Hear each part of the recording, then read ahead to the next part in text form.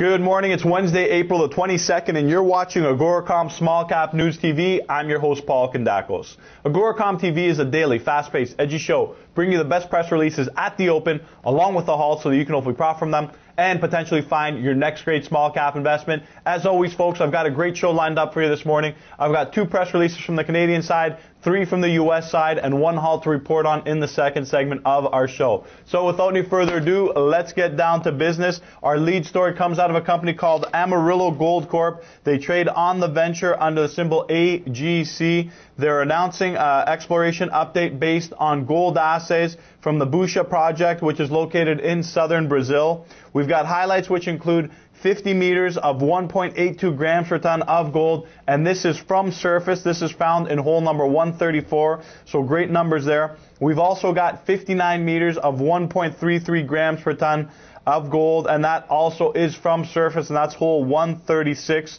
So great numbers coming out of Amarillo this morning. Let me give you a little bit of background on the company. They're a company focused on the acquisition, definition, and discovery of gold resources in Brazil. The company is last at 66 cents, high of $1.84, low of 35 cents, and a market cap of approximately $27 million.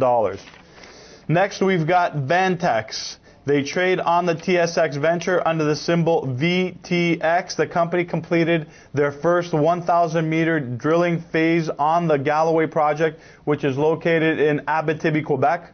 We've got hole number 1, which returned 245 meters with a grade of 0.5 grams per ton of gold. And we've also got hole number 2, which was located 45 meters south and 25 meters east of the aforementioned hole, which cut the same zone over 145 meters with an average grade of 0.5 grams per ton of gold. So just to recap, 245 meters of 0.5 grams per ton of gold and 145 meters of 0.52 grams per ton of gold. A little bit about the company. They're a junior mining exploration company with their main objective to acquire and explore strategically located gold properties in western Quebec. They're last at 4.5 cents, high of 10 cents, low of 1 cent, and a market cap of approximately 2 cents.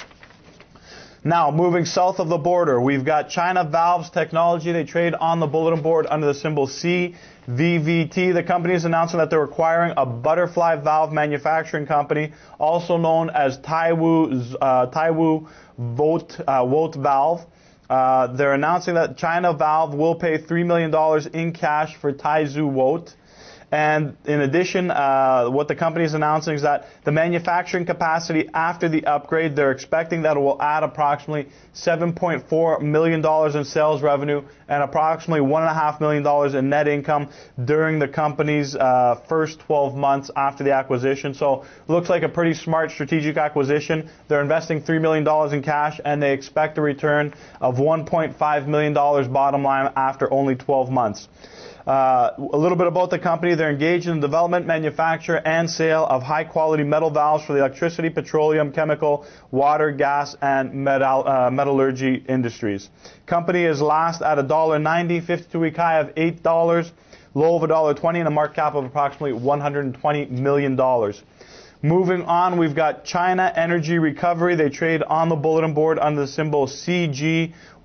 The company is confirming a new $1.8 million contract for a waste heat energy recovery system contract with a fertilizer leader called Dongshen Chemical.